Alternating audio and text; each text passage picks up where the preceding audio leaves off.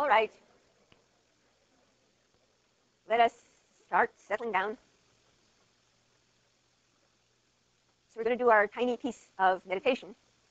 And today, just notice, if you feel like, or if it comes to you, the pull that your mind exerts as you're breathing, right? And then something says, right, either a kind of yummy thought, that's a little bit seductive, or a little bit of paranoia of I have to think about that or it'll get me, right? Yes, I see a few nods. Okay, just, be aware of that, because that's going to feed into our topic, as well as being actually the topics for the rest of the course, as well as it being a good thing for you to notice. All right, so making the best of the chairs.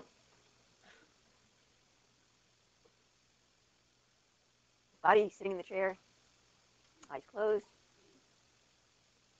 breathing. Breath comes in and out. Something else comes up that pulls you away. Notice that edge of being pulled away, and then turn your attention to what it is that's pulled you away until it does its thing, changes, leaves, back to the breath.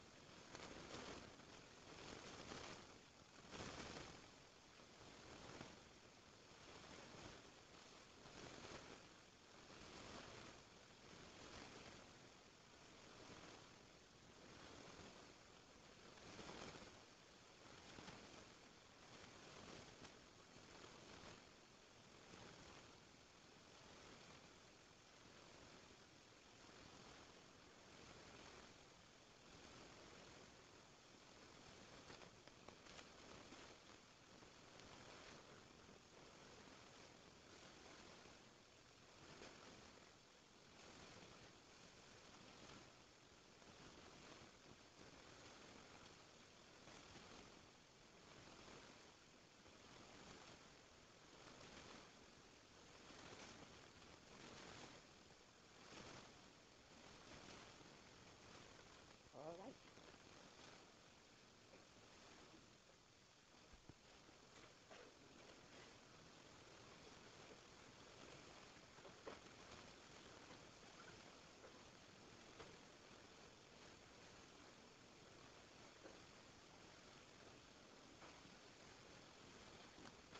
All right, so today we have finally reached consciousness, the fifth skandha, and that's what consciousness looks like. It's being used in a particular sense, and it's what our mind is like when we're functioning within the five skandhas and within our illusory self and its territory. Remember how we got here. We're in that fellow's mouth. That's the Lord of life and death in consciousness. The form, the bare duality, feeling, the positive, negative, neutral, body and mind, perception through feeling and the impulse to get the positive, avoid the negative, and ignore the neutral, and then habits based on all that, and finally we end up in the 6 realms of consciousness, or the 6 realms of existence. Now, first a couple of general comments about them, and then we're going to go through each one. Once you're caught up in passion, aggression, or ignorance, and I'm using these terms to stand for, that whole cluster of desire plus greed plus, all of that, each has a compelling logic of its own, and you're caught in whole environments. And it's outside of the individual personality, but the individual is a part of it. So it's a whole environmental individual totality. And our psychology, meaning, the stuff we study here, has a hard time with that. The psych majors may have noticed, actually our science altogether has a hard time with this, but you may have noticed that what the experiments are really mostly trying to do is to dissect out the one factor that's causing things.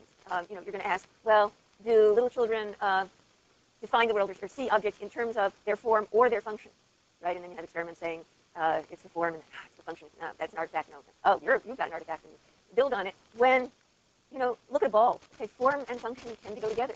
But it's just not as cute or sexy to say, well, these things go together. Right? That's not what we're being taught to do. And then when psychologists are asked, actually, they're not asked usually, can you help with world problems where everything goes together? You say, well, it's complicated. We don't do things like that. So here you've got realms. And so now getting into the way the realms are handled, there's a relatively lower and relatively upper forms in which, defined in terms of what's least painful and most painful. And here is a table of what they are like. So you have hell realm for aggression, hungry ghosts, and animals. And then there's a more sophisticated form of each of those. And we'll go over all of them. So here's the painfulness scale, rate from 1 to 6. Okay, so hell is worse, then you get hungry ghosts, animals, humans, jealous gods. And gods are not gods in our sense. They're kinds of beings. It's not a supreme. They're not meant that way. Okay, of all of these, God realm is not, which is the least painful, is not the most auspicious to be in. The best is human. And this now will, the questions that you've asked that I might have put at the beginning are actually, I think, going to be answered in the body of the lecture. People were saying, don't we need desire? What's wrong with desire? Isn't it good? Isn't that what connects us to other people? And the answer is yes, if you do it right. And humans are the upper realm of desire. And so humans, they're intelligent desirers that ask questions about things and can look at things and can be mindful. So things are just painful enough in human realm to make you think and ask questions and be intelligent, but not so painful that you're just completely overwhelmed as hell realm beings or hungry ghosts are, or animals. Now, I have some news for all of you. You're all in human realm, whatever you think. So congratulations, you've made it. Now, traditionally, the realms are treated in two ways, and it is traditional to treat them both ways. So they're, and what else to call them, realms into which sentient beings are born and where they live out their existence. And as you may have noticed, when things are very bad and painful, they seem very long. So hell realm beings stay there for aeons and can't get out, and so on. But they're also traditionally treated as psychological mental states within a human mind, or actually within the minds of all beings, because everyone is capable of all of these. So although we are fortunate at the rare good fortune, to be born in human bodies with human minds, we also get into states of the other realms all the time. In fact, one summer I went to a retreat in Eastern Oregon and discovered a few days into it that a good chunk of the time was going to be the realms, and the realms enacted by us. So we were taken up into the surrounding hills, and a little group with some of the older students to guide us, and everyone was to imagine the worst death they could think of, the death they were most afraid of, and then the whole group helped each person enact that.